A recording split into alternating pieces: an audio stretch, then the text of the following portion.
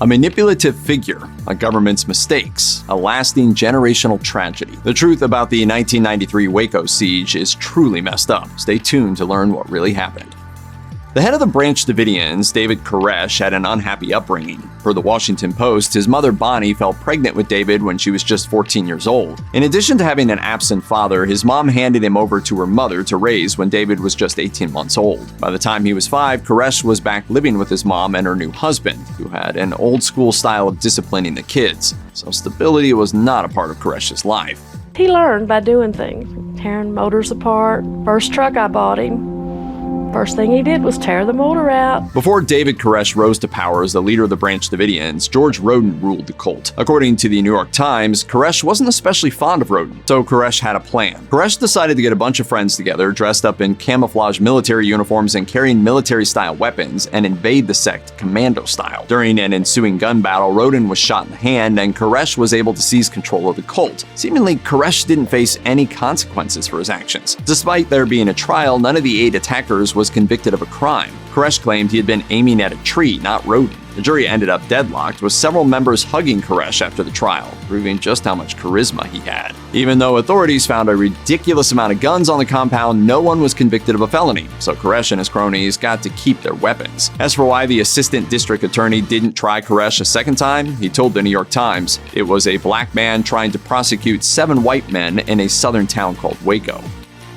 As it turns out, David Koresh was just one manipulator in a long line of coercive leaders who had led the Branch Davidians. Per Britannica, first there was Victor Houghton, who established the Waco group in 1935. Then there was his wife Florence, who predicted that April 22, 1959 would mark the dawn of the new Messianic age. When that doomsday didn't happen, the movement split into several factions, one of which was led by a man named Ben Roden. Ben was smart enough to tell everyone that Christ's return would depend on them all being morally mature, which pretty much absolved him of the responsibility for being right about dates. When Ben Roden died, his wife Lois took over.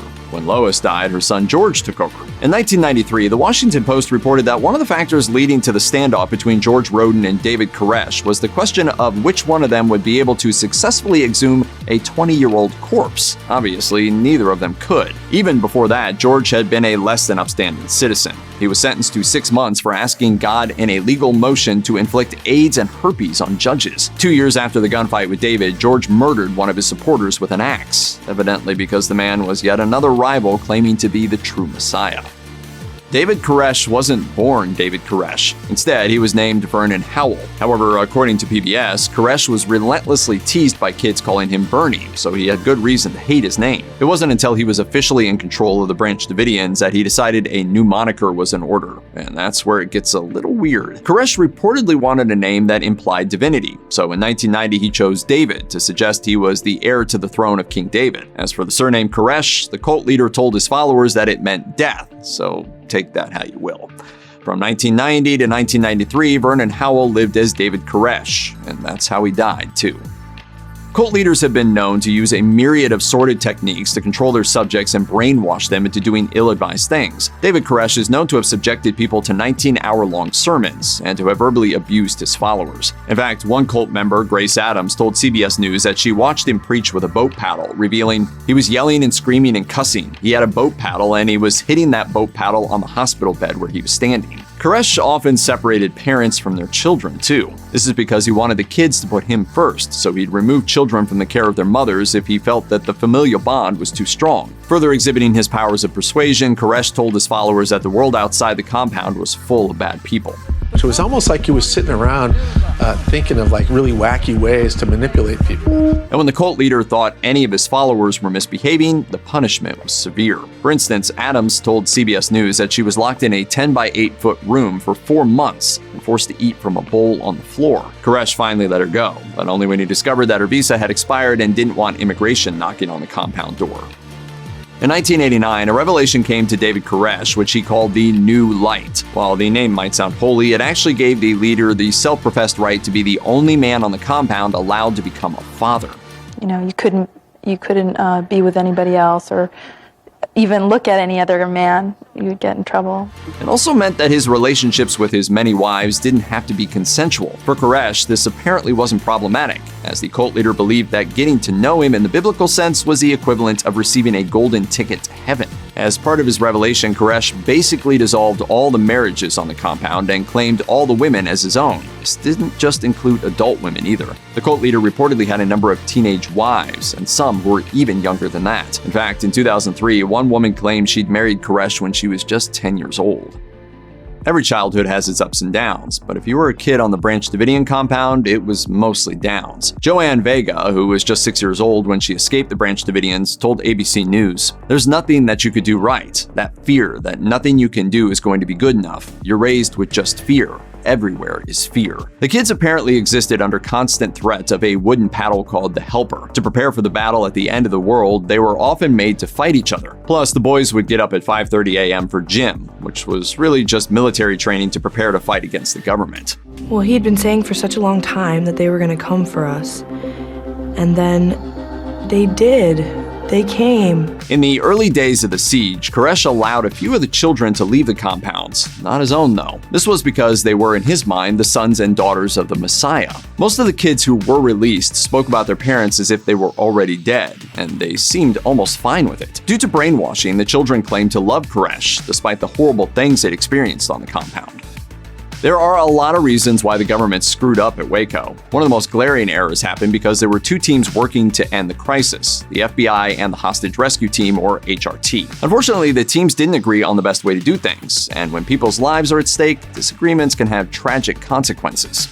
David, it is time to submit and surrender to the proper authority. According to PBS, the FBI favored a gentle approach, allegedly aiming to tread lightly, be patient, and spend lots of time talking to people in the compound. The HRT apparently wanted to take the opposite approach. So while the FBI was engaged in careful negotiation, the HRT was blasting loud music into the compound and crushing Branch Davidian vehicles. With those kinds of mixed messages, it's unsurprising that the Davidians were confused and unwilling to negotiate with either team.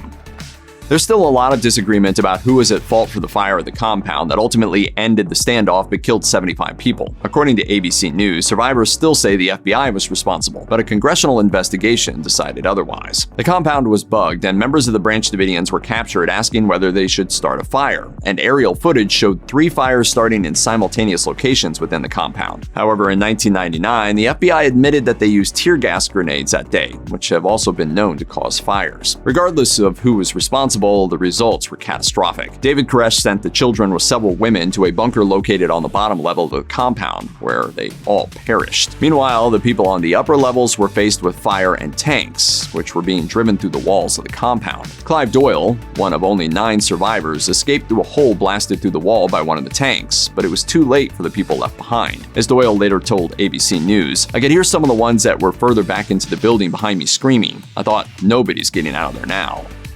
Of the 33 bodies found inside the bunker, 25 were children. The medical examiner told Frontline in 1995, most of them had died as a result of smoke inhalation or suffocation. A couple of them had died as a result of blunt trauma due to collapsing debris, but there were at least 3 kids who had been shot to death, and 1 was stabbed to death. Outside the bunker, people also died from smoke inhalation, but a few had much easier deaths, including David Koresh himself and his right-hand man, Steve Schneider. Both men were found inside the compound's so-called communication room. Koresh died from a gunshot wound to the forehead, while Schneider suffered from a gunshot wound to the mouth. No one is really sure who shot who. Gunfire was heard coming from inside the compound during the fires, but there remains a lot of disagreement about what happened. Federal agents claim that the Davidians were killing each other, either to avoid the horror of dying in a fire or because Koresh had ordered the killing of those who tried to escape. Survivors still vehemently deny that either one of those scenarios is true, which means that we'll likely never know exactly what happened. A lot of people were left broken after the events of Waco. The kids who escaped the compound before its tragic conclusion grew up with the scars of everything they experienced while they were inside. And some of those who knew the victims didn't move on either. David's main mission in life was to help save people's souls. He cared about their soul more than anything else. David Koresh's mother, Bonnie Haldeman, told the press after his funeral, "I don't think I will ever rest in my heart. I didn't get to see the body, and I'm not even positive that is David in the grave." Haldeman's life ended tragically, just like her son's. In 2009, CBS News reported that she'd been found dead in her sister's home. She was 64, but she hadn't died peacefully in her sleep. Instead, she died from stab wounds. Worse still, Beverly Clark, her younger sister, was accused of the murder. Clark was arrested but found incompetent to stand trial, so she was moved to a medical facility where she remained for nearly 9 years. Her case wasn't resolved until 2018 when attorneys finally agreed that Clark had been insane when she killed her sister.